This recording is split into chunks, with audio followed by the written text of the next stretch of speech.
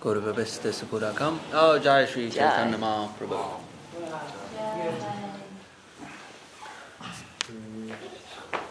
Om Jnanatimirandasya Gyananjanashalakaya Chakshurunmilitam Yena Tasmai Shri Guruve Namaha Guruvavista Supurakam Gurugane Rashisasam Bhusitam Chincha Chincha Samastaveri Nipunam Shri Rupa Pantanugam Govinda Bidam Ujvalam Varatanum Bhaktyan Vitam Sundaram Vande Vishvagurun Chidivya Bhagavat Prem Nohi Beja Param Devam Divya Tunum Suchanda Varanam Balaka Chalanchitam Sandranandupuram Sad Eka Varanam Vairagya Vidyam Buddhim Shri Siddhantinidhim Subhakti Lasitam Saraswatanam Varam Vande Tam Shubhadam Nyashishwaram Sridharam.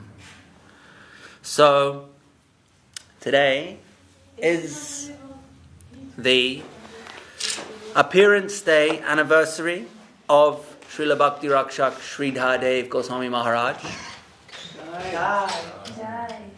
known in Sanskrit as the Avirbhav Titi,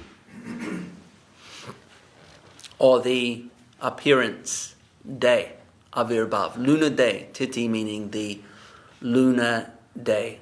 And the month is Kartik Mas, Nomi Titi, number 9 of the Krishna Paksha phase of the moon cycle, which means the waning.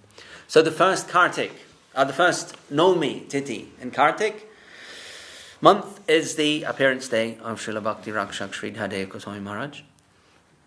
And Nomi Titi, Navami or Nomi, the 9th day, the same day as the appearance of Virachandra Prabhu, who is the son of Janavamata, but not the biological son, the stepson. Janavamata is the wife of Nityananda Prabhu. Nityananda Prabhu had 2 wives. They were the daughters of one Suryadas Pandit, who was the younger brother of Gauridas Pandit. There were several brothers. Gauridas and Suryadas are the most famous. And he had 2 daughters, Janava, or Janavi, there's different versions, Janavi, and Vishuddha. And Janava did not have any children, biological children, but her younger sister, Vishuddha, she bore Nityananda Prabhu's 2 children.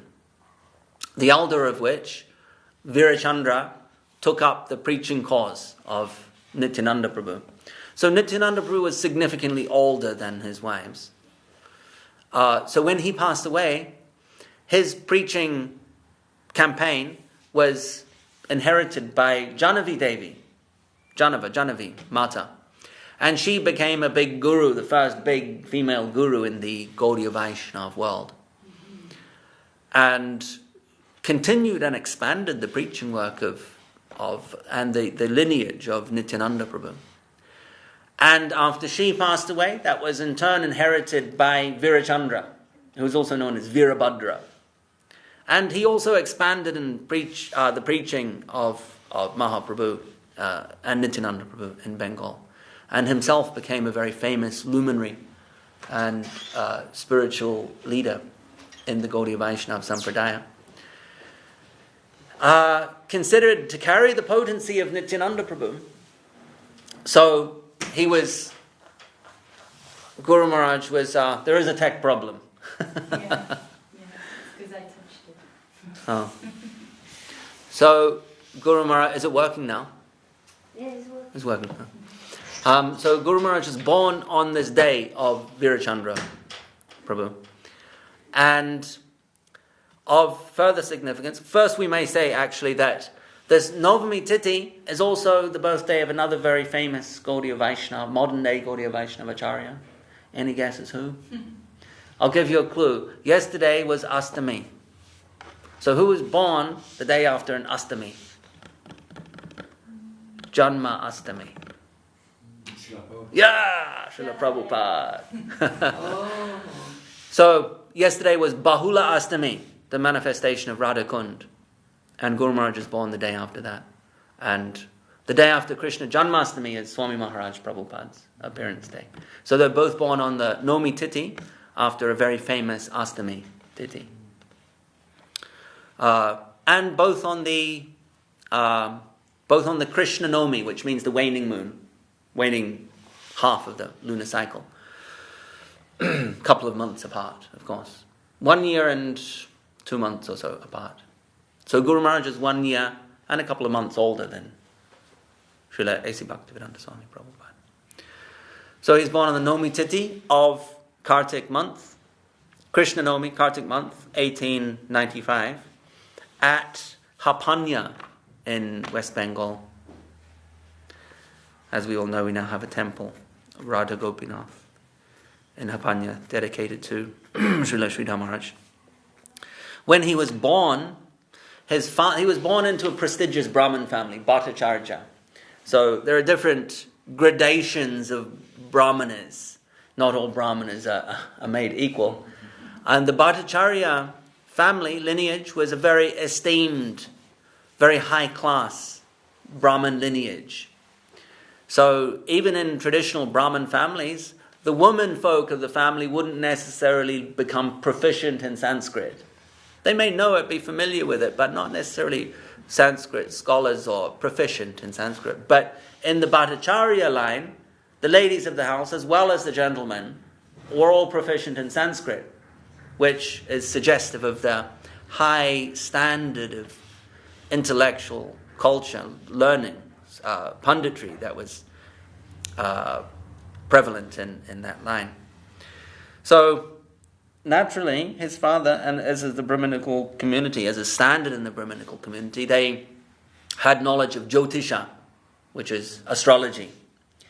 And his father noted, Guru Maharaj's father, who's, I should have revised his name escapes me right now. Sorry? Not Day, but not Srila Prabhupada's father, Srila Bhakti Rakshak Sridhar Maharaj's father. Gaur Mohan Day is Prabhupada's father. We can look it up later, it's here in this book. Anyway, his father, of course, being conversant with the significations of various days and months and etc., astrological details, noted Guru Maharaj's birth on the Nomi Tithi, and not just the Tithi, but also what is known as the Lagna, or the sign, the zodiac sign, which is on the horizon at the time and place of someone's birth, and the planets therein.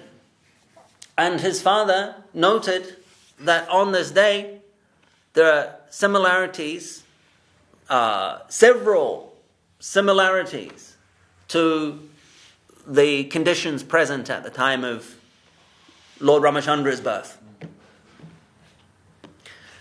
First of all, it was Nomi Tithi.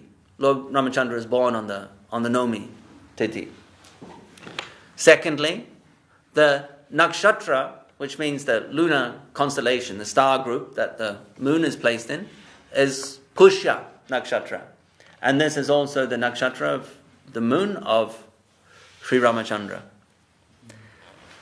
So the Tithi, the nakshatra are the same. And then the Lagna, which is the rising sign or the ascendant, is Katak, what we call Cancer rising. Also Ramachandra is born under this sign. And What sign is it?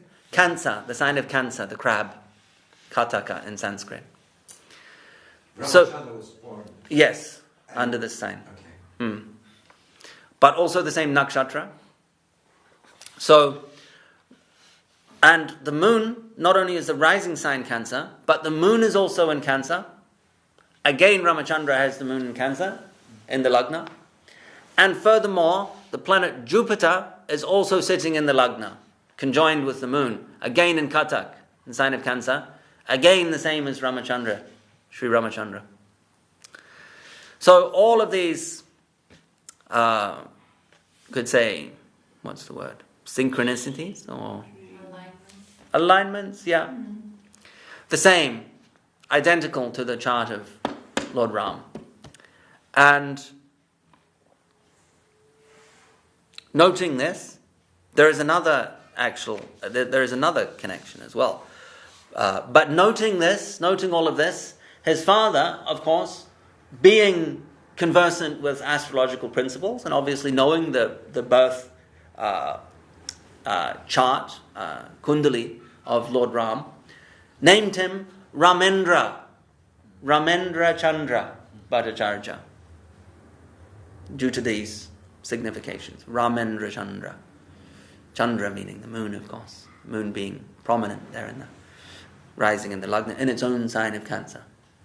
So he was named Ramendra Chandra Bhattacharya by his father. And prior to Guru Maharaj's birth, one child had died in infancy, infant mortality.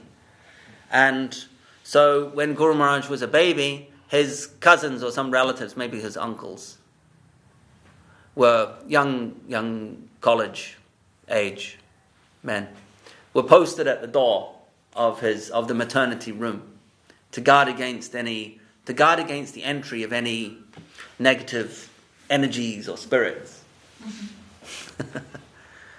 The idea being that malevolent entities would sometimes attack small children. This is the idea, the basis behind it. So they were sitting at the door, doing their studies through the night, guarding the entrance to Guru Maharaj's, as a baby, the maternity room where he was living for the first few days and weeks of his life. Additionally, Guru Maharaj has the planet Shani, which is Saturn, sitting in the 4th house of home and heart. And Sri Ram also has this combination, or this placement. Very powerful Saturn in the 4th house.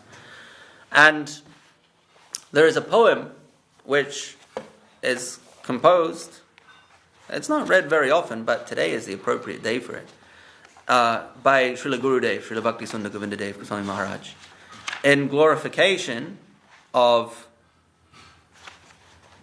Srila Bhakti Rakshak Sridhar Maharaj. It's called Sri Guru Prashasti, in glorification of Gurudev. And I guess we'll read it a little later. But I just wanted, in line with what was in connection with what is being said right now,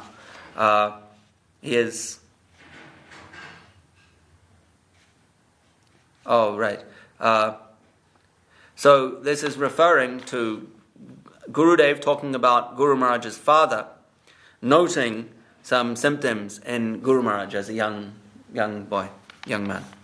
Seeing the extreme detachment in his nature, just like the great sage Sukadev, his mother and father began to feel a constant anxiety. This is a verse, this is like verse 17 of the poem, so maybe we should read this poem later. Our son, this is quoting them, talking to each other, our son will be a sannyasi. He won't stay at home. All the symptoms of a paramahansa, completely indifferent to the world, are present in his body. So they had a premonition that he was going to become a sannyasi.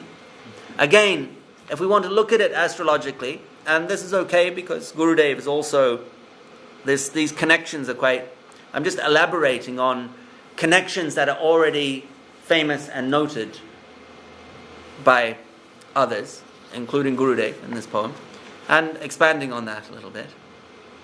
For instance, Gurudev says here, at the conjunction of the sun and Mercury and the moon and Jupiter, with many stars in their highest position, my Lord chose the day of Sri Virachandra Prabhu in the shelter of the same sign of the zodiac that the Supreme Lord Ramachandra appeared in. At the auspicious moment of the 8th star, Pushya, on the 9th day of the month of Kartik, Mother Earth was blessed as she kissed the lotus feet of my Lord. So, Saturn sits exalted in the 4th house, also the same as Ramachandra. Now, Saturn rules separation, and the 4th house rules home. What happened to Lord Ram? Separated from home. And also, Sri Chaitanya Mahaprabhu has Saturn in the 4th house. Also, again separated from home. Now, I believe that Saturn, strong in the 4th house, also separates from wife, because that happened in all these instances as well. It can cause death of the wife, which has happened to Mahaprabhu's first wife. And as we know, with Guru Maharaj, his wife died. And with Lord Ram, his wife had a death-like experience, but also entered the fire. So there's a similarity there. I haven't seen this mentioned in any scriptures, astrological scriptures, but we can learn from observation in our own study. Anyway, so noting this, his parents said, oh, this boy has great sannyas proclivities, a paramahamsa nature. And continuing, Gurudev says, feeling ecstasy within, yet showing sorrow outwardly, the Brahmana, Sri Upendra Chandra, there we go, that's Guru Maharaj's father's name, Upendra Chandra, left the world for the holy abode of Vaikuntha. Gradually, my Lord revealed himself to the world, and by his sweet will, breaking all ties with the world, he became a sannyasi. Leaving home forever, he made his auspicious arrival at Mayapur, the divine ecstatic land of Gauranga's advent.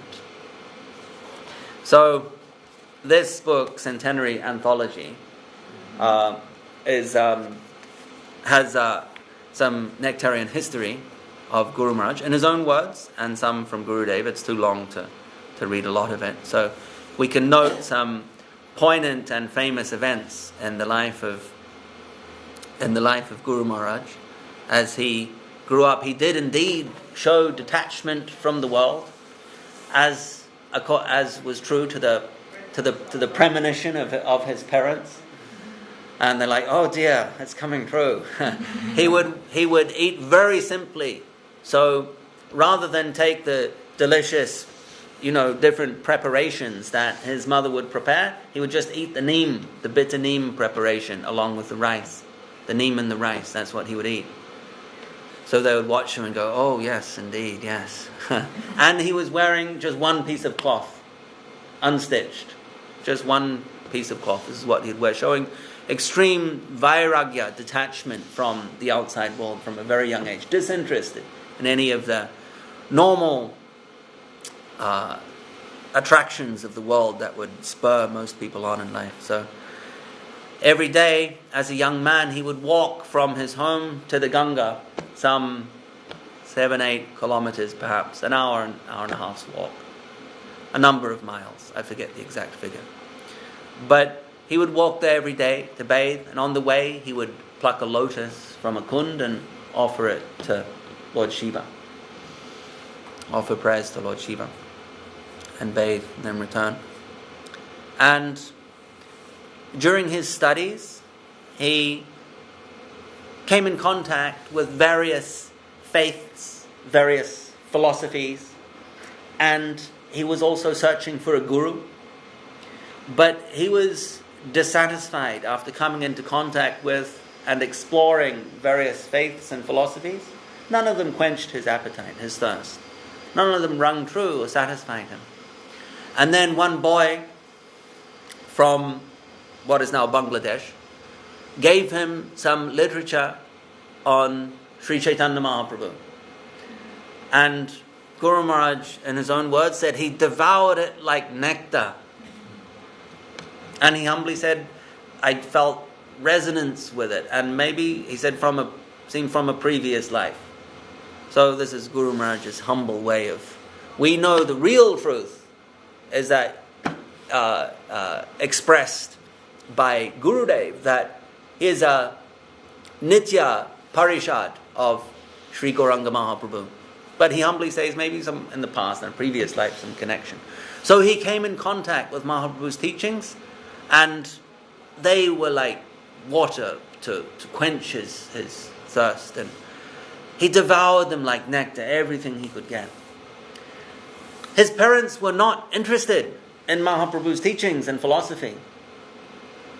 His parents, although highly elevated, they were somewhat against Mahaprabhu's philosophy, largely due to the misrepresentation of Mahaprabhu's philosophy in the culture of the time. Sahajism was rampant. And base level Sahajism, not some subtle philosophical sahajism, which is also poisonous in its own right, but base sahajism, sensual, gross sensuality in the name of spiritual sadhanas. And so these practitioners of, so-called practitioners of Mahaprabhu's philosophy were poisoning its reputation in society.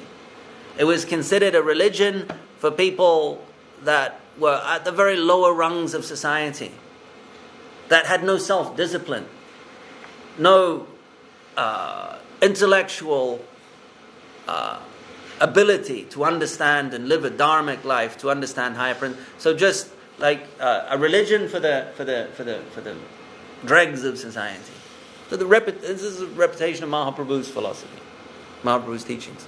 So many of the Brahmanas at the time, Smarta Brahmanas, etc., they had rejected Mahaprabhu's teachings. And even Guru Maharaj's parents, he says this, that they were anti-Mahaprabhu, they were anti-Gauranga. Except on his mother's side, there was some sympathy for the teachings of Gauranga Mahaprabhu. But one day he was riding on his father's shoulders as a young boy, primary school age boy, and he heard a kirtan party, like mridanga and kartals. And he's telling his father, take me there, take me there. And his father's like, no, we don't go over there. And he said, take me there. And he started crying. And his father, all right, I'll take you over there. So he took him over there. And he was like watching the Harinam Sankirtan party. He notes that in his recollections.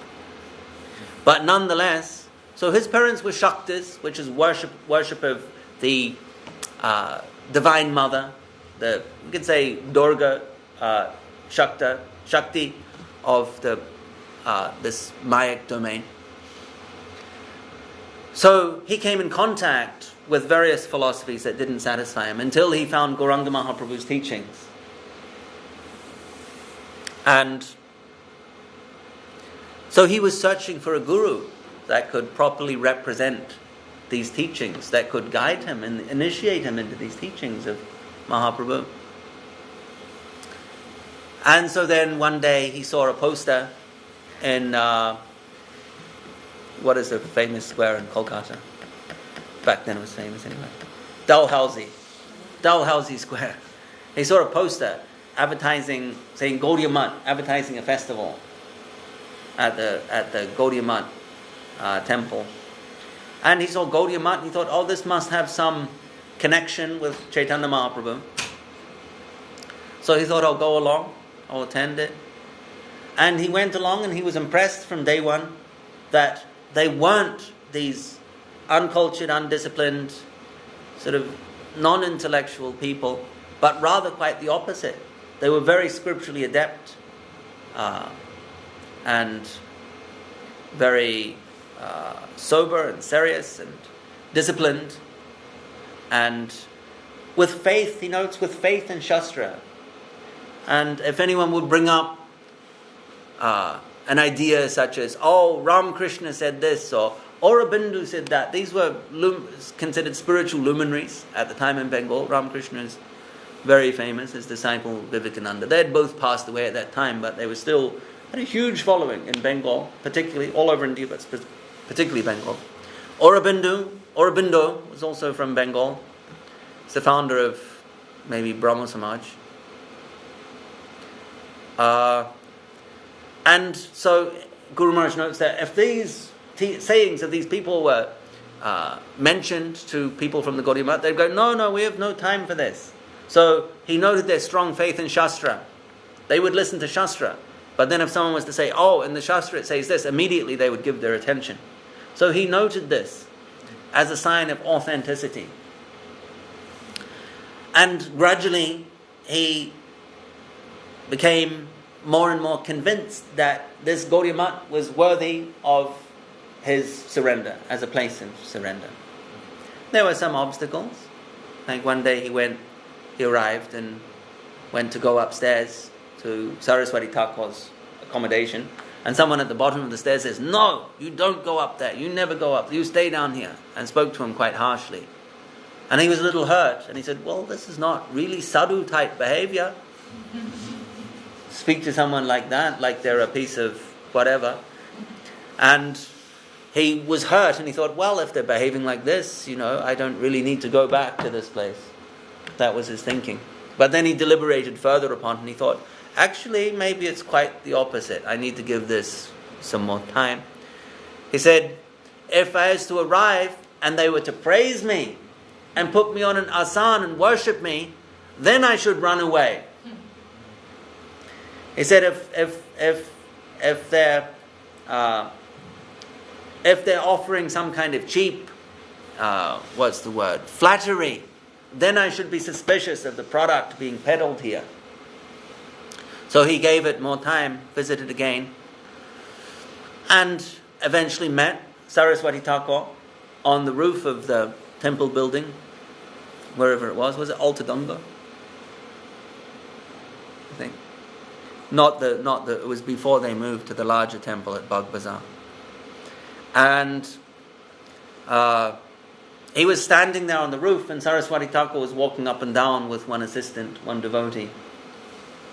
And he noted Guru Maharaj standing off to the side against the wall, and sent his assistant over to ask him his name.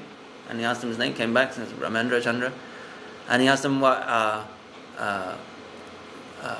couple of questions, including what is the purpose of your visit here?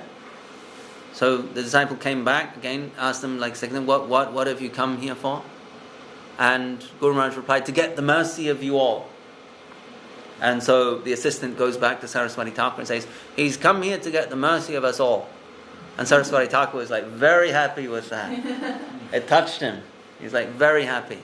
And so he had a small introductory booklet that they would give to people. And then he gave it to his assistant and said to give it to Guru Maharaj as a gift. So he brought it over, walked across the roof and gave it to Guru Maharaj, who then said, oh, I've already got this. I've read this. I've already got this. And the assistant said, but take this because it's special. It's a gift. You may have read the contents previously, but this is a special gift from Saraswati Thakur. So he took that, and then gradually he became more and more inclined to involve himself with the Gaudiya Math. And the last obstacle, though, was he was married. He didn't want to marry, but his parents, his father on his deathbed, made him promise that he would marry. And he couldn't. Your father's wish on your deathbed, what are you going to do? And so he made him promise. So he did, simply to fulfill his promise to his father, not for any other reason. The coming pastime may seem a little difficult for some people to understand, but when he was moving to join the Gaudiya Math, he thought, my last obstacle, because his mother had then passed away as well, and he had gone to Haridwar to perform her Shraddha, last rites, and so he thought, my last obstacle is my wife. This was his thinking.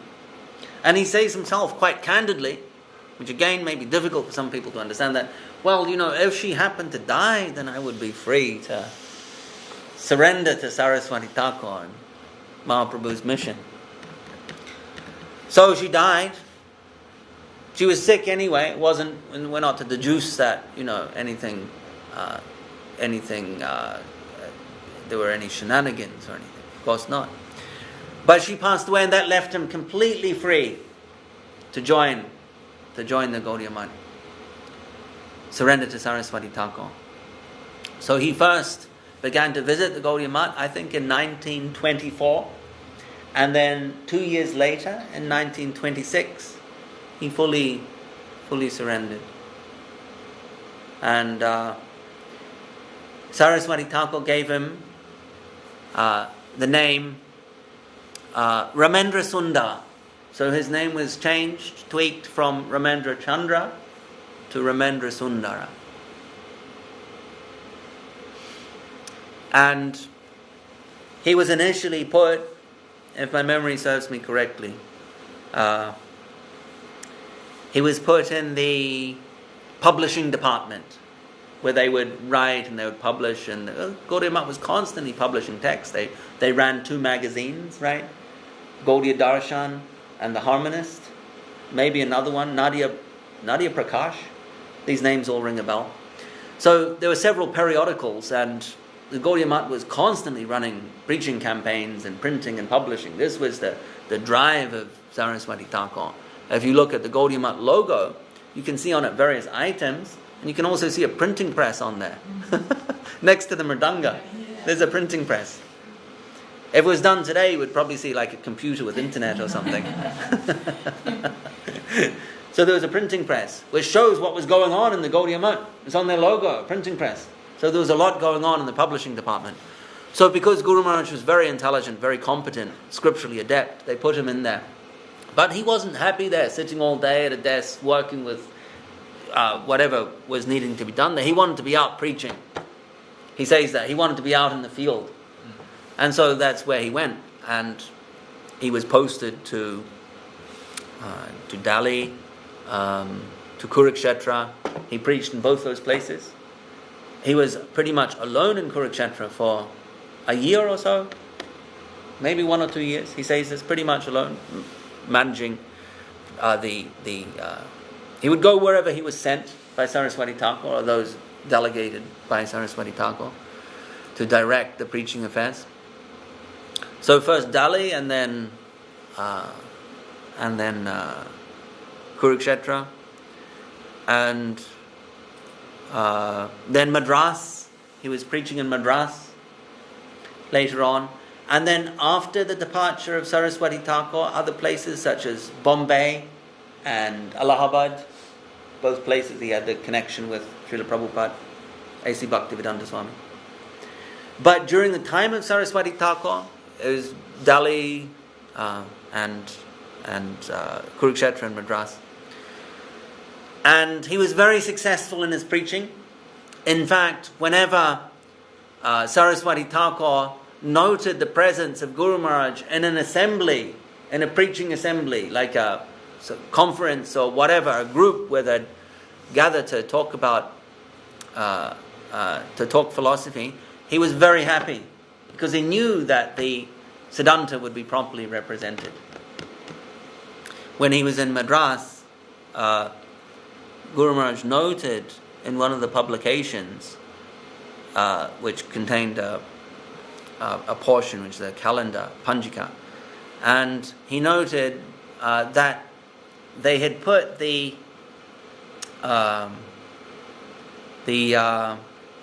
appearance day of Vishnu Priya Devi on Krishna Panchami, which is the waning moon, 5th day of the waning moon, and they had put the appearance tithi of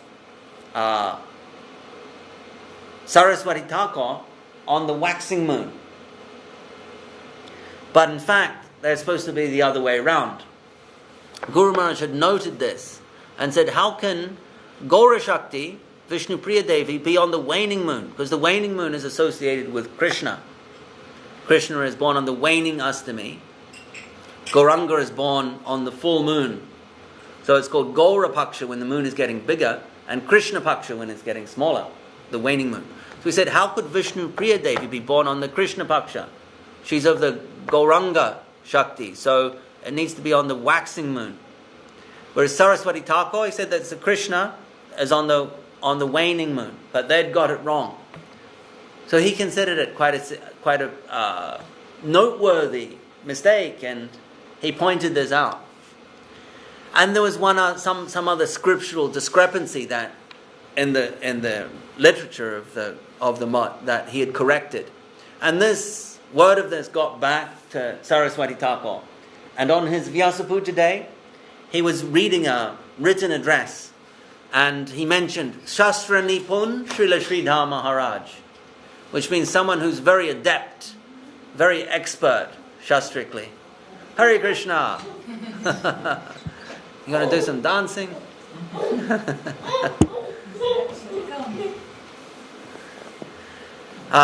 Shastra Nipun Srila Sridhar Maharaj.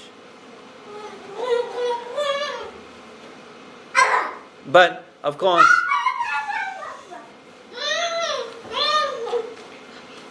So Guru Maharaj was known as Shastra Nipun, which means scriptural genius or very adept in the scriptures. Title given to him by his own Gurudev. And before then, he had been selected. One of the famous services of Sridhar Sridhar Maharaj was to retrace the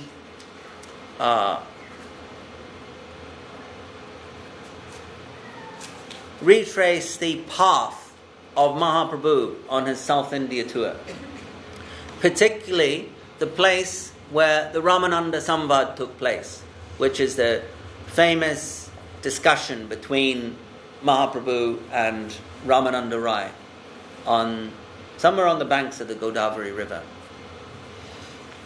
And of course, that ends in the very highest Siddhanta of the Gaudiya Vaishnav conception is represented there. The very high, very pinnacle is represented there in the Ramananda Samvad.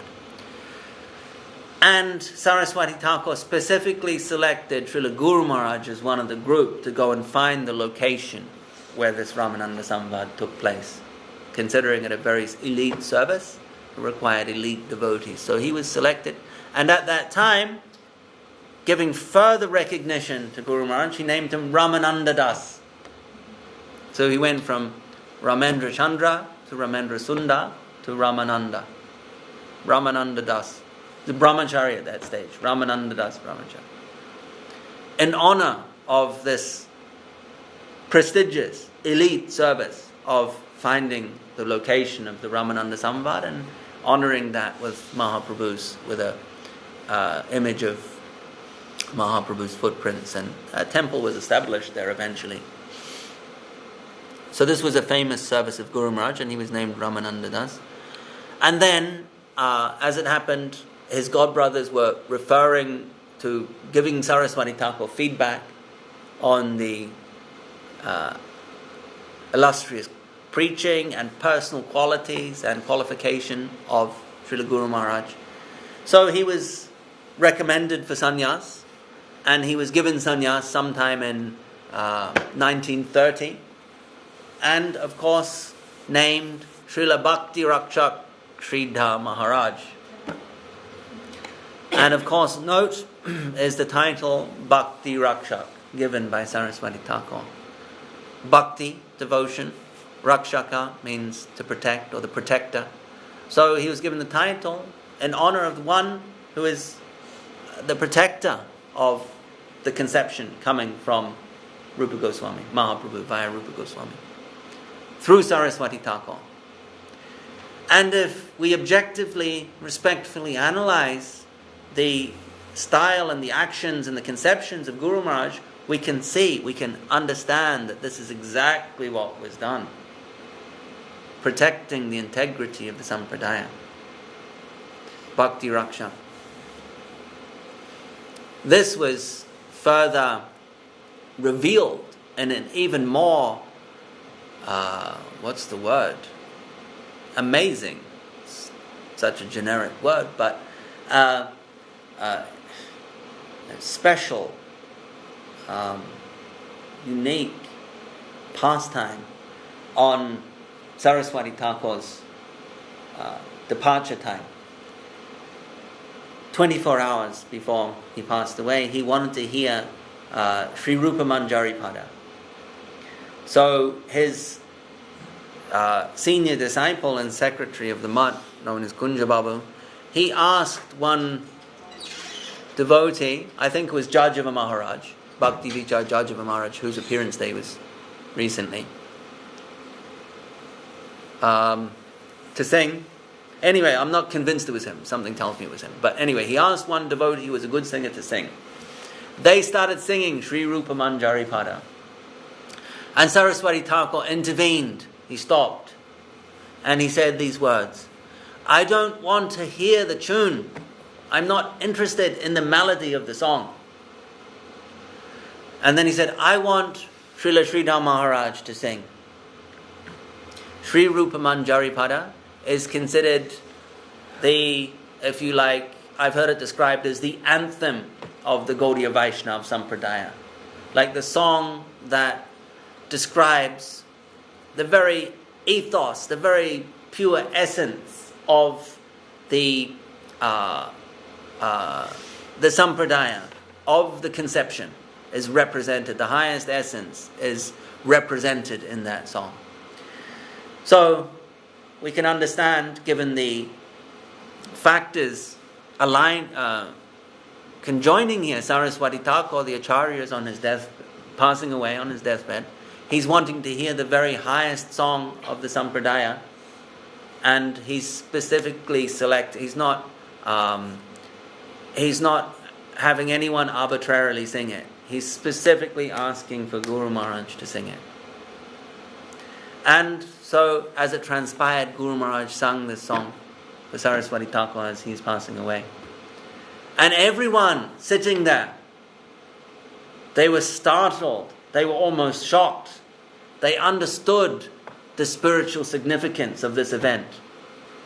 They understood that there was a spiritual inheritance of taking place here, spiritual transmission taking place from Saraswati Thakur to Guru Maharaj. And after that, they said to Guru Maharaj, wow, you have been appointed you have been given entrance into the Nitya Leela of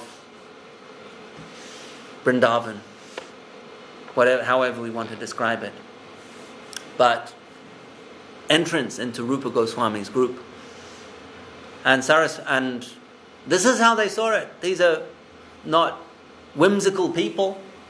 These are dedicated, serious servitors, sannyasis, brahmacharis, senior disciples of Saraswati Thakur. Many of them actually, in terms of vintage, had been in the mission longer than Guru Maharaj, having joined in the late the teens and early 20s of the last century. But they recognized through this that Guru Maharaj occupied an unparalleled and absolutely unique position, topmost position. And so they said to him, wow, Guru Maharaj has given you entrance into the Nitya, into this divine realm. And he humbly said, well, my vision was that I've been posted as a gatekeeper. And what does a gatekeeper do? They guard the premises. So this is Guru Maharaj's vision, and is perfectly in line with the title Bhakti Rakshak, the protector. The protector of that substance. And he saw himself as posted at the gate. Other people saw it as higher. But in his own humility, he saw that I'm being posted at the gate. And he said, I'm not letting just anybody and everybody through. So this is a very famous Leela in the life of Srila Guru Maharaj. And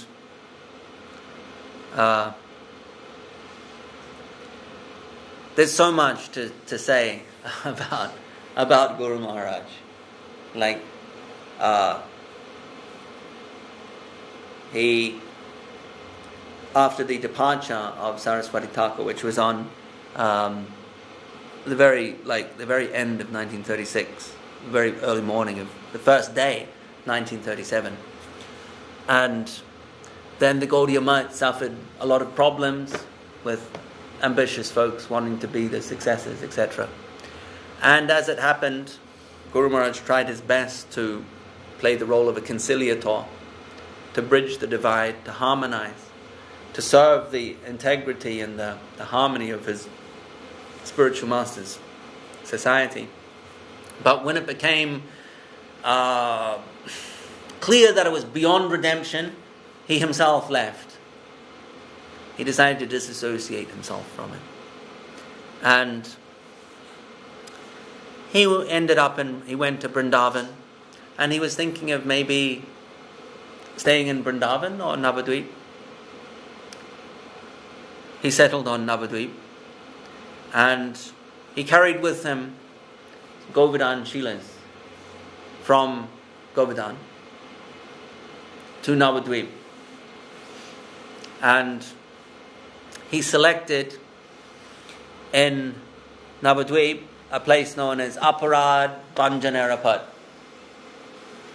And this is again, for those that think about these things, one of the very remarkable and beautiful, what to call it, leelas or gifts, actually is probably the best word, of Srila Bhakti Rakshak Sridhar Dev Goswami Maharaj. Everyone else wants to go into Vrindavan, or go to this place, or go that place. But Guru Maharaj, being the head of the Rupanuga Sampradaya, is able to understand, is best positioned to understand what needs to be done, where it needs to be done. And he understood, I see it as the divine, like prescience. There's this word prescience, meaning you can see what's going to happen in the future and you take steps now to address that. Kind of a prescience. It's a divine prescience of Srila Guru Maharaj to go to Aparad Banjanerapat, the place where all offences are forgiven. Because as Krishna consciousness spreads around the world, it's unstoppable. It's known as apratihata. Nothing can stop Krishna consciousness except Aparad. Aparad is the Achilles heel. It can destroy everything. So what did Guru Maharaj do? He showed us that place where we can take care of this Achilles heel, where we can deal with this, where what can destroy so many soldiers on the battlefield, this place can revive them. This place can address that. And as Krishna consciousness spreads around the world, naturally it comes to people that have some element of sincerity, some attraction to it, but a high probability of committing aparad. And this can cause problems. So Guru Maharaj went to the place which can cure that. He took care of the weakest link, so to speak. Absolutely amazing prescience. Now he himself expressed, we can say there's like external and internal ways of describing or viewing perspectives. So Guru Maharaj himself, in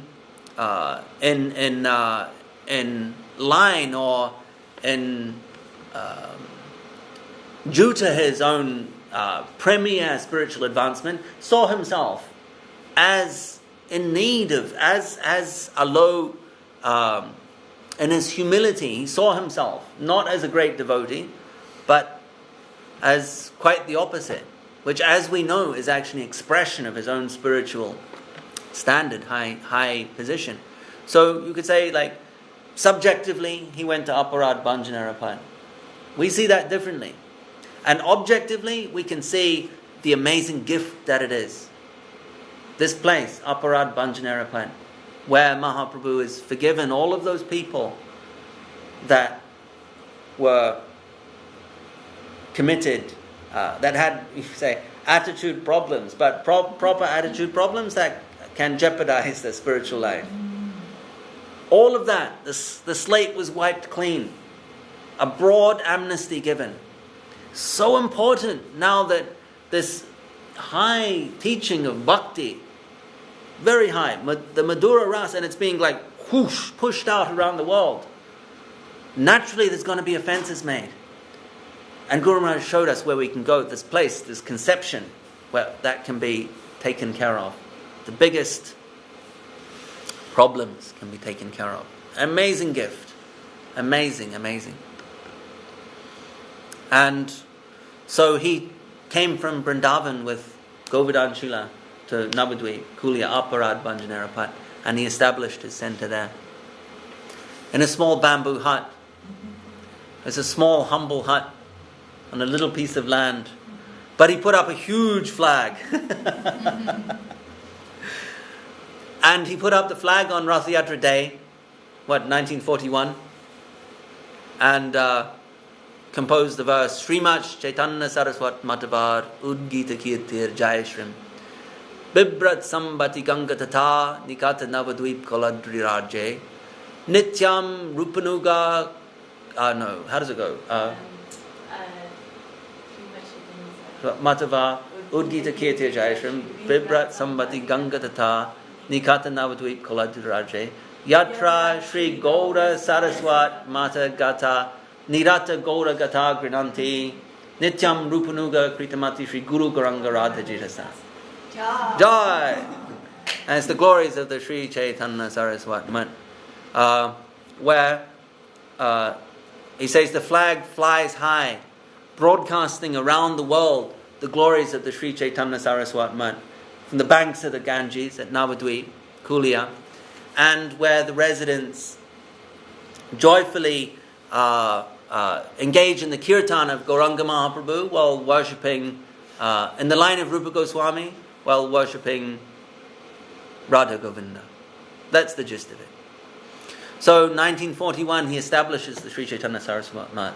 Very humble, objectively speaking, like very humble beginnings. His friend came along and said, Maharaj, like this is a very modest setup you've got here, but that's a very big flag. There's kind of a mismatch. Big shloka. Big sloka, yeah. Big sloka. Of course, he didn't have the depth of vision that Guru Maharaj had. But this sloka is good for all of us to aspire to. It's a service ideal. So, Guru Maharaj stayed there worshipping Giriraj and living a very austere life, reading the scriptures, Sad Sandarbhas of Jiva Goswami he was reading at that time, and eating once a day, chanting 64 rounds. So I think it's 100,000 names is 64 rounds. If it's not, it was 100,000 names. Whether that is 64 rounds, I don't know. But he was chanting 100,000 names, 1 lakh, worshipping Govardhan Srila. And then he was not anonymous, but unknown. His location was unknown.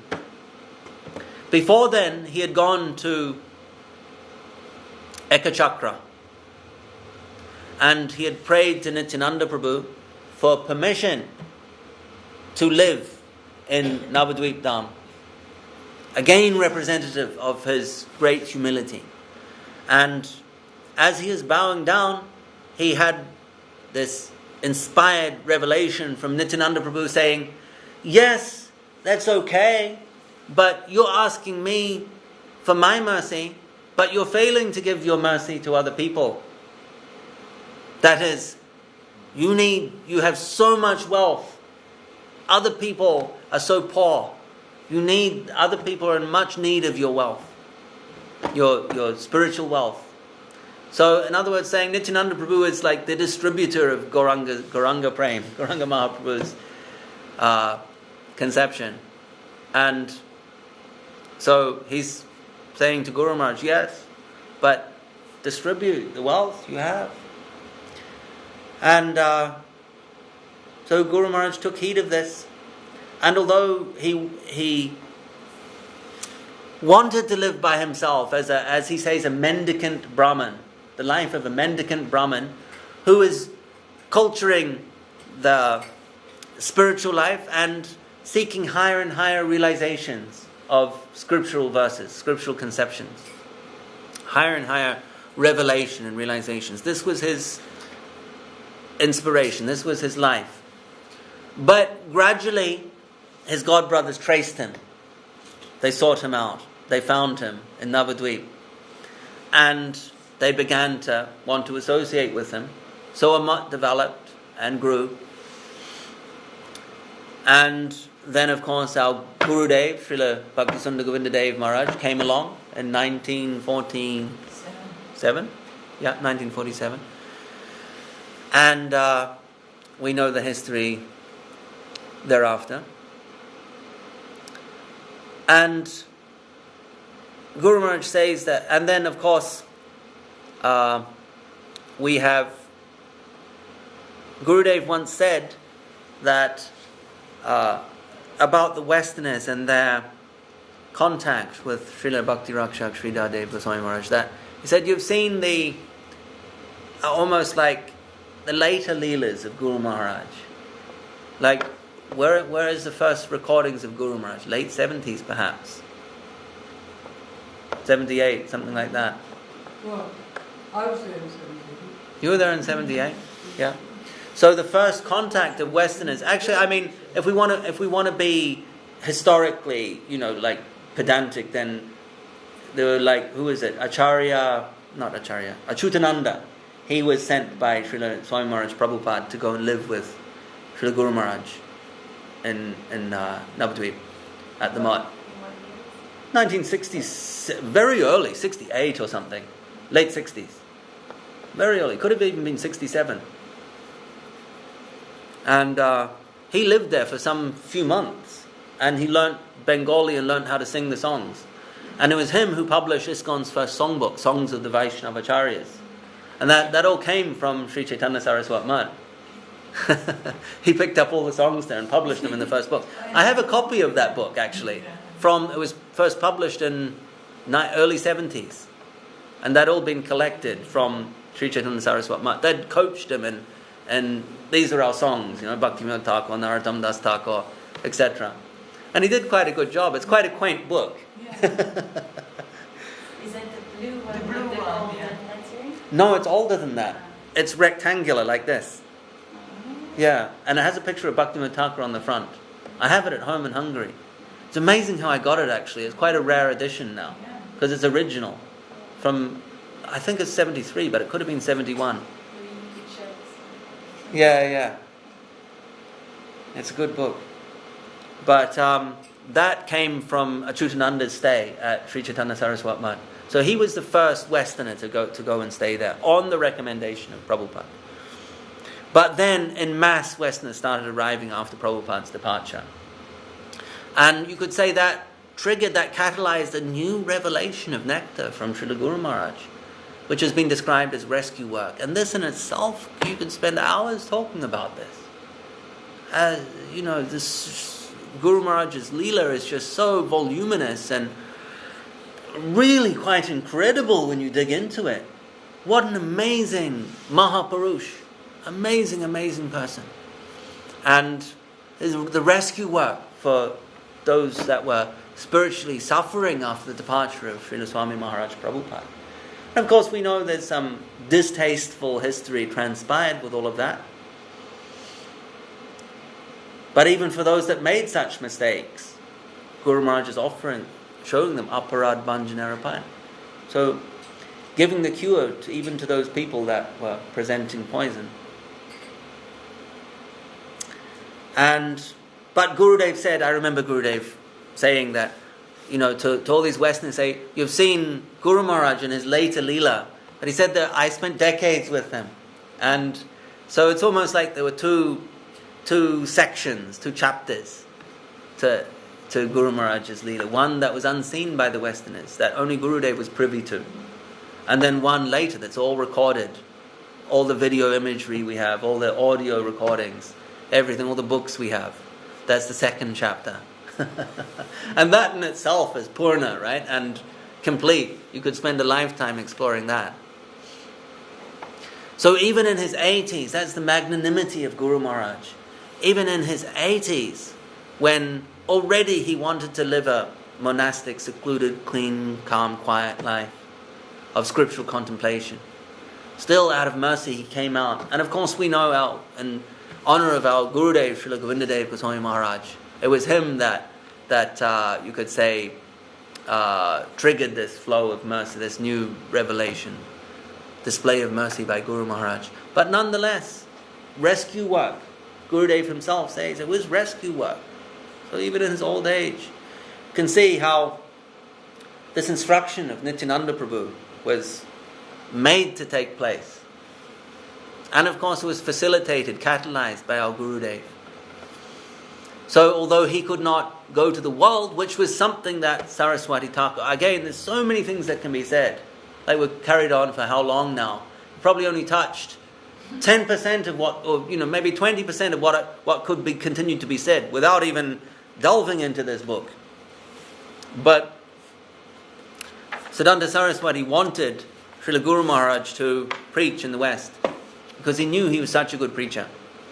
But Guru Maharaj declined by saying that I don't really understand the intonation, the way they speak, the accent, and he wasn't inclined to mix with such people in the West. But as we see now, what happened by Krishna's arrangement is that the West came to him. He didn't leave Navadvip. But people from all around the world came to him by Nityananda Prabhu's mercy, or by Gurudev's mercy. And Guru is a representative of Nityananda Prabhu. Both, yes. So, such is the potency of Guru Maharaj that the instructions of Nityananda Prabhu, they have to be carried out. If it's the will of Nityananda Prabhu, then and it's the will of Guru Maharaj, it will happen. It will happen. Without him even going anywhere, it happens. Everyone comes to him. And he carried out the most important relief work. And we have all the literatures that are our canon. These are our core texts in the mud. All delivered by, Guru, of course, Srila Gurudev's literatures as well. But first, this wave of revelation that we have the talks of Guru Maharaj that are published as our books. Treasures. Literary treasures. Spiritual treasures. All by the grace of Srila Guru Maharaj.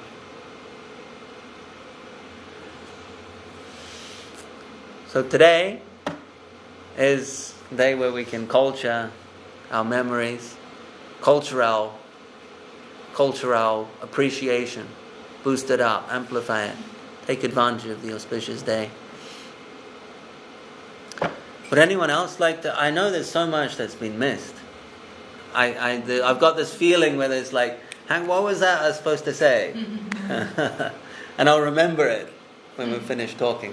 And also, like what you say, in that time and past time, but also in the future, like we see, it's because it's so pure, Krishna consciousness is so pure, it's the finest what we ever could feel or realize. So inevitable, then contamination comes in. And this is also what Swami Maharaj told Guru Maharaj in Bombay. He said, Saraswati Thakur said that you will save Bhakti Yoga in the future.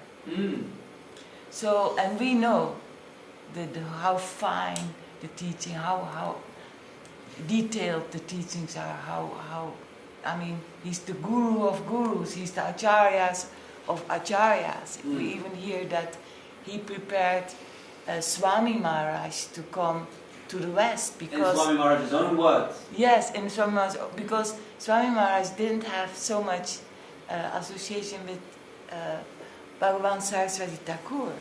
But Guru Maharaj gave him 10 years long, gave him all the scriptures, evidence, and all the Susiddhanta. So he prepared actually Swami Maharaj for Srila Prabhupada to go to the West. Very true. So also then in that time, Guru Maharaj was, after Saraswati Thakur, the holder of the Rupanuga line. And who had the highest conception, who was living in that transcendental, that higher abode. And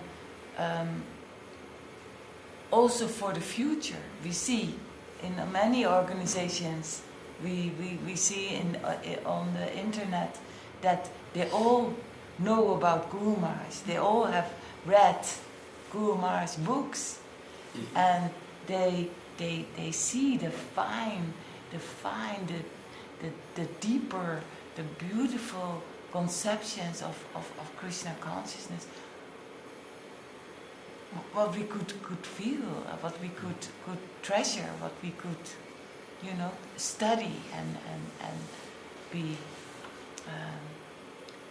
be so grateful for that it has come.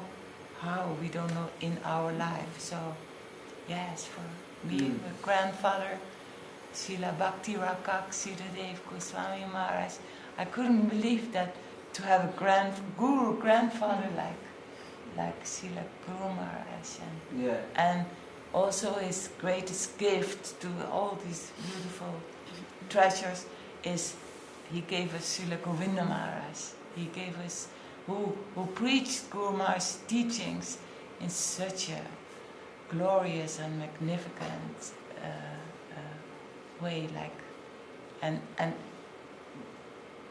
of which Guru Maharaj says he even sometimes surpasses me in that way of he wanted to make that family. He wanted to make a God family of disciples, of friends, of God brothers. He wanted to make a God-centered family. How beautiful that is. Okay, that's my contribution. Maybe. Yes, just a few points to mention, sorry. Yes, Prabhupada, Swami Maharaj described him as his Shiksha Guru. Yes. He's my Shiksha Guru. This is what speaketh the benefit, taught his disciples that all of you can get from him. And he was recognized as such by most of his God brothers. And when they wanted to take sannyas, they would approach Guru Maharaj. So we have disciples like Bhakti Daita Madhav Maharaj, and Bhakti Saranga Goswami Maharaj, and Bhakti Vichar Jaja Maharaj, Bhakti Kamal Madhusudan Maharaj. Keshavananda. Sorry? Keshavananda Maharaj? I don't know. Keshavananda Maharaj. No, who Prabhupada took sannyas from? Bhakti Pragyan Keshav. Yeah. I mentioned him, Bhakti Pragyan Keshav. Sorry. So, quite a few of the luminaries of the mud, after the departure of Saraswati Thakur, they were following Guru Maharaj, consulting with him on a regular basis, attending his Vyasa Pujas. On this day, previous years in Navadvip, they would all gather. And of course, I need to mention the unparalleled, unique, unprecedented explanation of Gayatri Mantra that Guru Maharaj revealed to the world. How Gayatri is the song of Krishna's flute. Gayatri is pointing, is expressing in its essence Radha Dasyam, devotion to Srimati Radharani.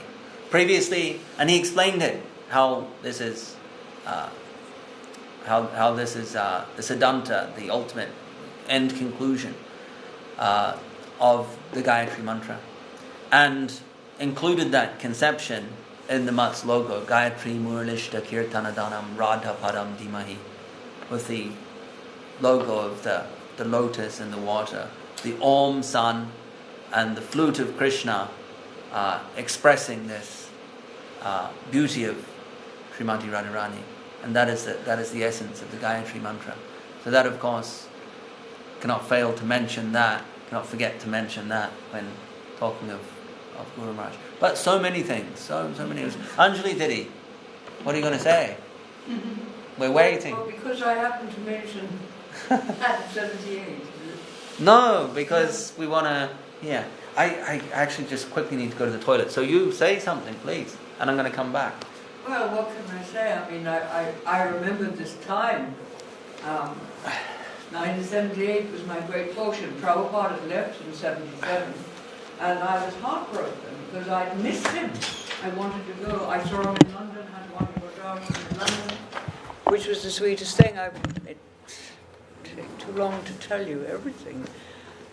But he'd left and we were heartbroken, and my first husband and myself went to India to just to try and catch him, but we missed him. He'd gone. So we ended up... we were in Haridwar. We stayed there for quite a while. And then we were thinking, we were going now, we were going to move, and we were going to go to Vrindavan. But as I was waltzing around the last truck around Haridwar before we took the train, I ran into this temple. And I walked across some board or other. And of course it collapsed, but underneath the collapse was a 40-meter well, which of course I plunged to the bottom. And on the way down I'm thinking, Radharani doesn't want me. I'm not ready to go to Vrindavan. So I'm going to change my ticket. And of course, suddenly some ropes came into my hand. Wow. And I was holding tight, couldn't hold anymore, and loosening the grip and sliding. Tight holding, and I no fear, funny. And then holding the grip and then sliding. And then eventually the ropes gave out, and I landed on the ground. And I'm thinking, we've got to change our tickets. We're not going. We're going to go to Navadvip Dham, Aparad Banjanpat. So anyway, I looked up, and in the darkness, the temple lit up, and there was a very small Prabhu with a white bandana on his head and a little loincloth, white. And he came and he slid down the ropes. He saw me, and he got to the bottom. I think he was thinking I'd be a crumbled wreck. Instead of which I had a white cloak on, and no mud, nothing. And I said, "Oh, Prabhu," I said, "thank you for coming to help me." And I think he thought I was going to be, I was an apparition or something, because I said 40 meters drop. So anyway, he made a little pulley for me and pulled me up to the top.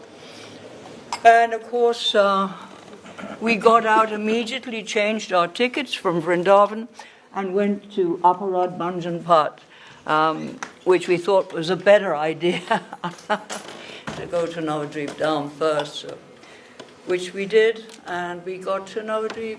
Prabhupada, of course. How did you change that?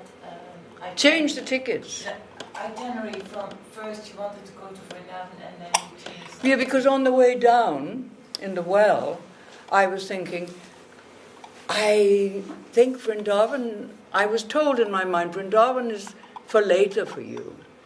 You go to Aparad Banjanpat, you go to Navadvip. So as I'm going down to the 40 meters to the bottom, I didn't think anything, except that I was going to change my tickets. And eventually I dropped to the bottom. And when I got out immediately, I was attracted to this sort of temple because outside there was a big murtis of Rama, Shiva and Hanuman.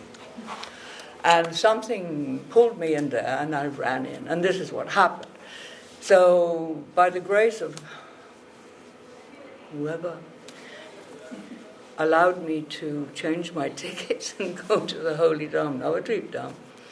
So we changed the tickets and we went to Navadvip. And then we go to the Holy Dham, to Navadvip, and we stayed in a hotel, the two hotels on the Ghat, they used to be painted green. And in the morning I'm coming down, I lift my backpack up top, and I'm standing on the step, and I'm hearing this cacophony of sound, Navadvip Dham in all its glory in the marketplace. And I'm hearing the rickshaws, beep, beep, beep, and the haberdagers, holy, whatever they were saying. I don't know what they were saying. Noise. And in amongst this noise, I'm thinking, where is the Holy Dham? I'm where the Holy Dham? How will I feel? How will I see? And as I was looking, it wasn't very built up in those days. And coming down the road from where our temple was a sannyasi, and he was walking, and our eyes met, and I was looking, and somehow he came up to me and he said, "What are you doing here?" And I said, "Oh, Maharaj, I just want to spend 3 days and 3 nights, like a child, I suppose I was, 3 days and 3 nights in the Holy Dham." And he said, "Oh, but you cannot stay here. Get your bag." So I went up and I got my bag and my first husband, who came as well. He's also gone now. And yeah, I think we must have gone in a rickshaw. I can't even remember how we got to the mart, but it must have been a rickshaw. We wouldn't have, I don't think we'd have walked there. And then and Nimai was there, and he came down from Guru Maharaj's quarters and he took us up there. And of course I immediately paid my dandavats, and I was feeling this is something Navadvip. This is the Holy Dham. Now Holy Dham, I'm in the Holy Dham, Guru Maharaj. And he called me forward, and I went, and I was standing in front of him, and was kneeling in front of him, sitting in front of him. And he was talking with me, and I was telling him my story of how I got to Navadvip. And he was very happy to hear. And then he was showing me photographs of Guru Maharaj, Guru's son, whoever, I can't even remember the photographs. I was just thinking of remembering him, really. And he was showing me, and I was saying, well, Maharaj. And I was there quite a while. And then eventually he said, he called me out, my name is Anjali, he asked my name, Angela. And he said, okay, Anjali, you can stay here, you must stay here with us. But unfortunately at this time we have no time, no facilities for ladies. But you can sleep and you can stay in the Blue House, which is just next door. So I said, oh, thank you, Maharaj. And I got up, paid my dandavat, and left, walked down the stairs, and we went to the Blue House where we stayed for 3 days and 3 nights, which is about all we could tolerate with the army of mosquitoes that were eating us alive every night, you know. And of course the mosquito nets were full of holes, and we were sleeping on a very small mattress on the floor. And like that, you know. So I'll never forget that I didn't know who Gurudev was, Guru Maharaj was. I had no idea. He was just a holy man. I knew nothing. I was just in search, you know, searching for my future life, which has been with the devotees, you know. I didn't know anything, really. Although I had been reading many things, but in reality, I didn't know where I was, in some magic land, you know, which is the Holy Dham. And that was my experience that I'll never forget. And the mercy of Guru Maharaj. This silly old woman. Well, I was younger then. It was in 1978. I guess I was 30-something. 33 was it? Maybe 34, something like that. I don't know. Was that your the only time you mentioned Guru Maharaj, or did you come back? Did I come back? Did you come back to meet Srila Guru Maharaj again after that? I never saw him again. Yeah. I never saw him again. And then of course, then we left and we went to Vrindavan, and we were traveling, you know, backpacks, etc., etc. And then, of course, all those years later, Sridhar Maharaj, bless his heart, was said to me, well, I'm going to India, I'm going to Guru Maharaj. I told him the story, and he said, this is where I'm going, this is Guru Maharaj. So, anyway, I went with him, and Adityananda was also with Maharaj, and we traveled together, and then sure enough, it was the same mat and the same staircase. And I think, I don't remember Nitai, or I just remember Gurudev then waltzed out. And he said, ho ho, he said, I had this, my name, Anjali, he said, you have come, he said. You know, I don't know how about that. He said, oh, you have come. And welcoming us all. Of course, I paid my dandavats, and we were staying then in Navadvip. And where were we staying? There was ladies' quarters then. So when I stayed, anyway, I left the boys. You know, this was my kids were small. And I left them, they were all crying at the stairs back in, you know, at the door, back where were we? In Bournemouth. And Mukunda was there with them. And then I said, I have to go, but I'll bring back next year, and I'll bring everybody with me. I'll bring the family, Krishna Bandhu, Leela Sundar, and Mukunda, of course, which I did next year, and we went every year after that to Gurudev. So there. Should we do Guru Puja now? We're gonna do Guru Puja, right? Maybe Devananda Prabhu would like to say Oh yes, anyone else? Sorry, I don't. So that was. Okay, sorry. Yeah. No, I don't. I mean, I don't have anything, because I only saw him when I was in when we was having prasadam on the banana leaves, and I just saw him. This is the only time I saw him. I saw him walking along the balcony. The veranda. The veranda. Yeah. So I have nothing. Yeah, but I've forgotten a lot of things. you gained That was so in much. 1980. He's such a beautiful devotee. I love him. 1982. Yeah, the year that Escon went to got it, so much. we all went to it. All right. Yeah.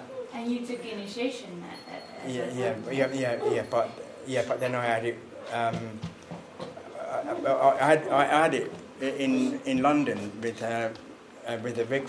Okay. We had the fire sacrifice, and it's quite a few of us actually had it, and with a big picture of Guru Maharaj, and I had the beads, but unfortunately, I lost the beads because at that time, because when I was in India before, when I was over there before, I broke my leg, and I had to come over, and I spent quite a few years having operations, and during that time, that's when I left Krishna consciousness, and unfortunately, during that time, I lost my beads, but anyway, and I was given the name Devananda, and that's, I don't really have much to say, really. Everyone's lost their beads. Sorry? Most people end up losing their initiation beads. You'd be surprised. Yeah, but yes. Well, some people see it as like, oh, it's a big calamity, it's the end of the world. Yeah. But Gurudev didn't see it so much that way.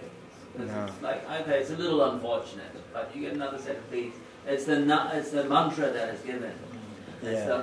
I know, it's also the name that is given. And also the when the Guru has actually touched the beads, Of course, they become yeah, something have some kind of supremely value, special. Yeah. But of course, if you lose, you just make up for it and you carry on. Yes, I mean, it doesn't affect the integrity of the initiation. Not the integrity of initiation, it's our folly for losing. I remember I took them to Burma because the reason, because I went on this particular, I went to Burma to have an operation. I went there to see my family actually, and then while I was there, I actually had the operation. But I remember I took the beads with me. But then, over the course of the next 7 years, I was, because I became involved in the material life, and mixing with material people, and so, the beads they just disappeared, much to my regret, I'm afraid. But yeah. Was it Gorpanim time, 82? When Yeah, you visited? it's the time when ISKCON. We know there's all of us. Yes, they would go during the meetings to consult with. Yeah, that's right. Yeah, and there's a whole lot. Yeah, there's a whole load of us. We went there, and but after about 7 weeks, that's when after that I broke my leg. I was only there for about 7 weeks. Did you 6 stay weeks. down at the Land of Nectar? Yeah. You stayed down there? Yeah. Yeah, okay, there was that incident. Devashish Prabhu talks about that. Yeah.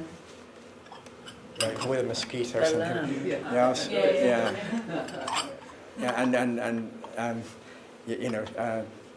and diarrhea and everything.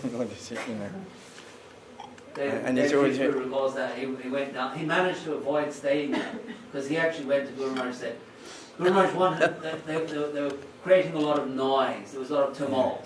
Yeah. And Guru Maharaj said to Gurudev, they have to go somewhere else. Yeah. And so they were all sent down to the Land of Nectar, which had pretty much no accommodation, so they're sleeping wherever they could.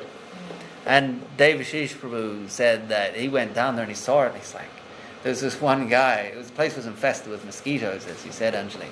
And this one guy was lying in a mud pool, covered in mud, because the mosquitoes couldn't get through the mud. He's lying there in the mud, going, I want to go home. So Guru Maharaj gave Devashish permission to stay at the mud. So he was actually staying at the mud. Well, but it was on the same, at that same time, Gorpanim 1982, that you were there. And it wasn't very far away when I broke my leg. It's only because now so it's all different now. And there's a whole load of grass and a whole load, so many trees down there, you know, which is not there anymore, you know. So, you know, it's about 5 minutes, about 10 minutes walk away. Yeah, sure. We are, and we had this great big storm, and we were all running back to the mat, you know. But then the tree fell down and caught my leg, and that was the end of me, you know. No, never the end of you. I remember hearing about that. They still talk about it at the Mutt. Really, yeah. Yeah, they still mention it at the Mutt. Really, yeah. What do you want to read something or say something? I was just going to say, firstly, it was so nice to hear praise of my Guru Maharaj. It's very nice, very wonderful. But I have this publication that I always carry around with me. It's all the main Vaishnavas' disappearance and appearance. It's actually written by Srila Bhakti Balbhatirtha Goswami Maharaj. Oh, you have a copy? Yeah, I was just going to read, I don't know if it's, there's a mention also of Srila Guru Maharaj here. I don't know if there's time or I was going to. No, it was just no, if there's no time, then no, we can, if you have a copy here. Maybe you can share something of your experience with Guru Maharaj. Yeah. Well, I went same time as Prabhu. Well, just before I was living in a temple in Ireland at the time when the whole ISKCON thing blew up, and I was talking to one devotee, but this was before there was problems with ISKCON, you know, that the whole scenario took place. And I was talking to him and I was asking him questions. He was a disciple of Srila Prabhupada, Bhaktivedanta Swami Srila Prabhupada, and I asked him a question. And out of the blue, it was about 1981, and out of the blue, he just said, "You should go and see Srila Sridhar Maharaj." And he never said that to anybody else, or he just splurted out Guru Maharaj's name.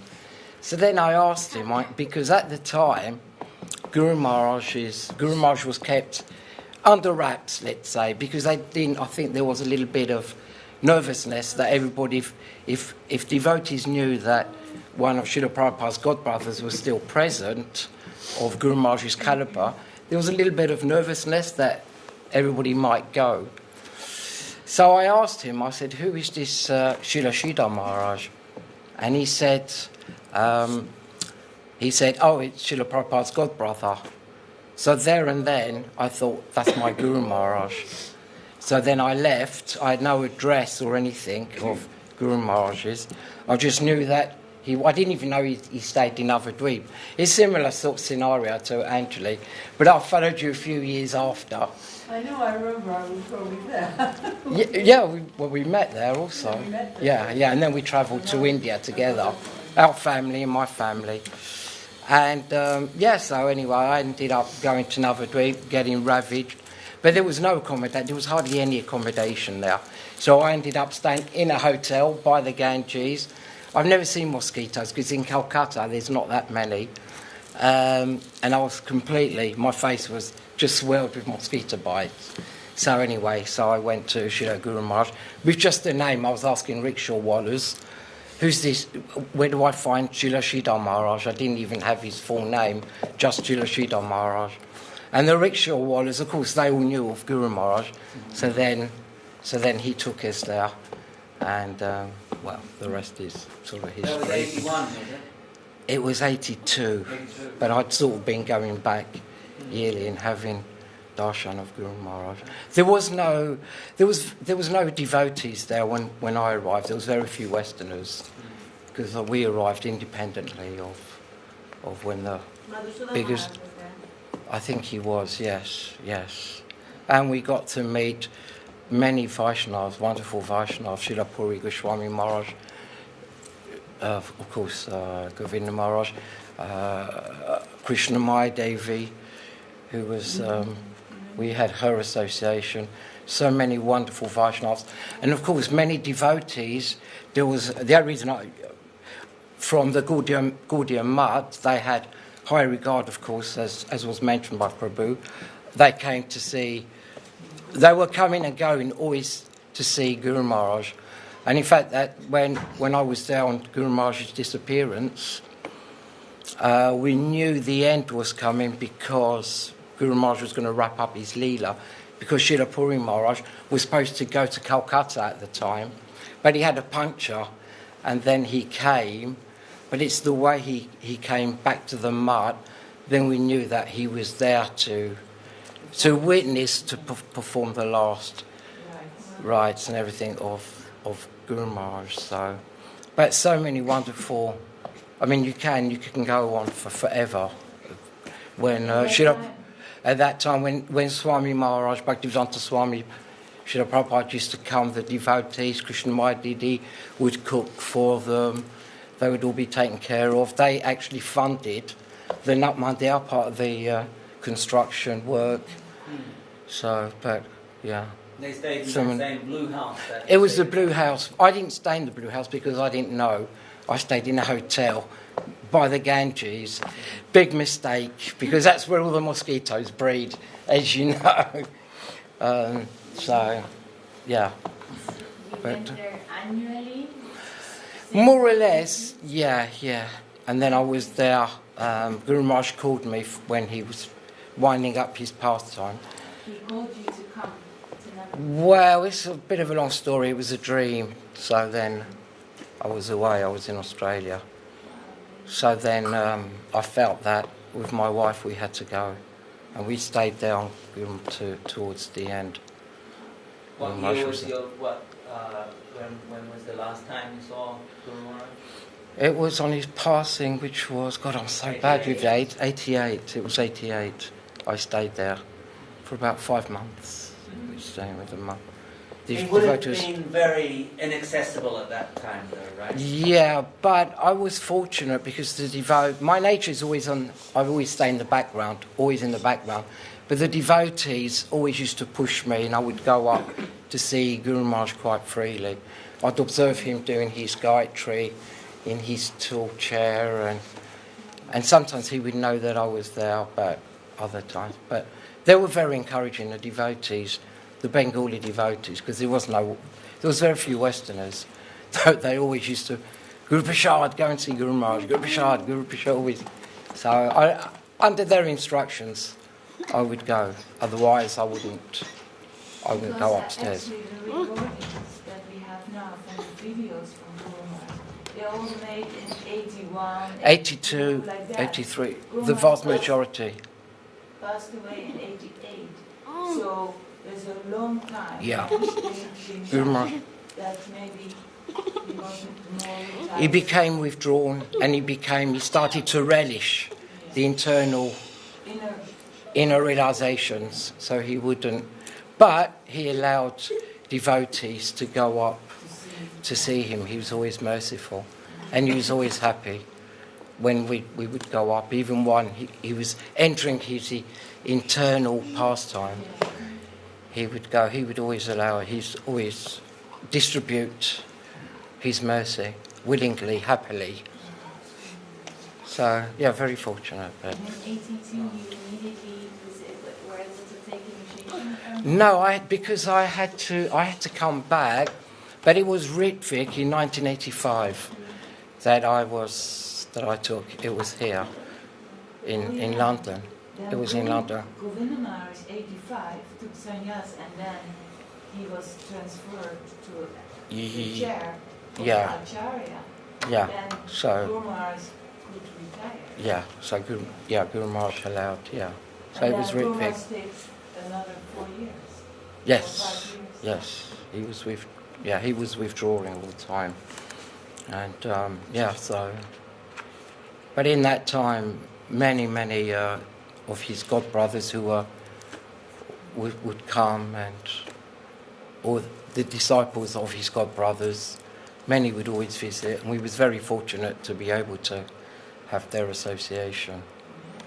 Very lucky, but by Guru Maharaj's mercy. Jai. Jai. Jai.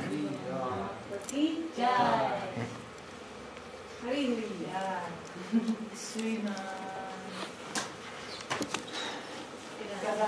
Pandit Guru ki Jai. Jai. Anjali Devananda Jai. Jai. Vaishnavas. Glorious. Hari Bol. Hari Bol. All the devotions people.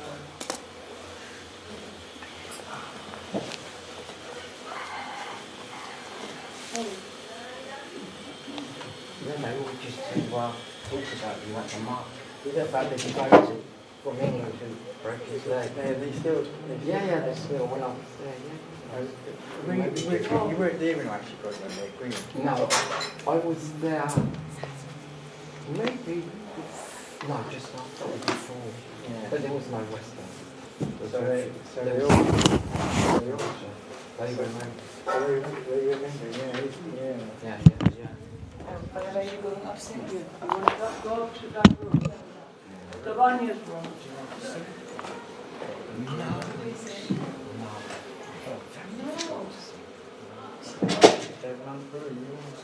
Yeah, okay, I'll see. Yeah, Aye. I think it's appropriate. Yeah. I used to be asthmatic.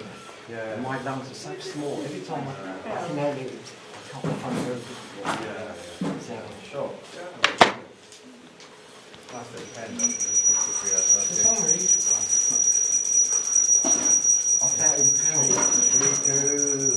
Shavana Padma Kevala Pakati Sadma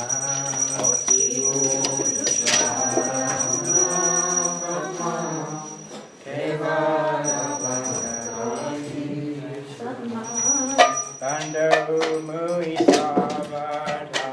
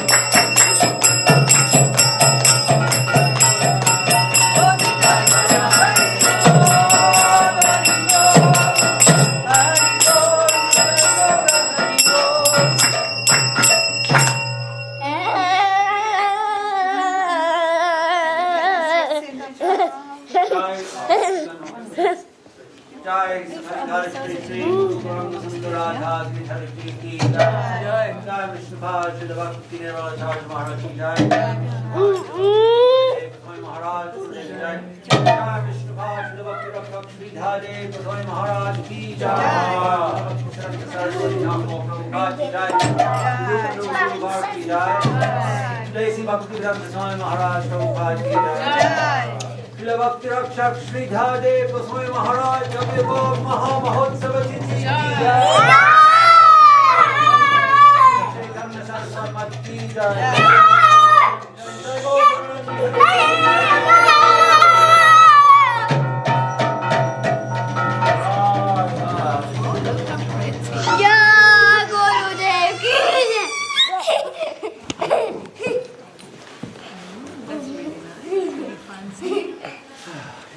Is that real flute? I don't think so. But they do look.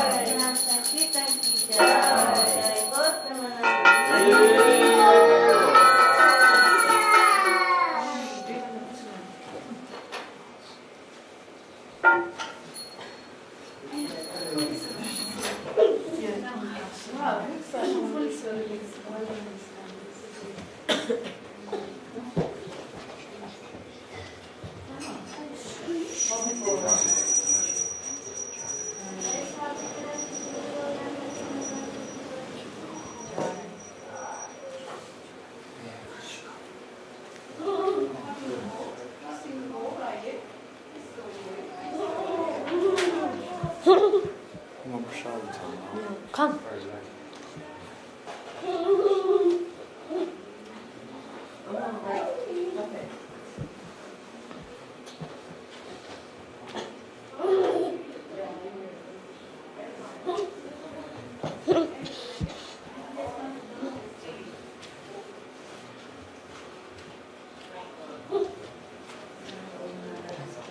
Oh no.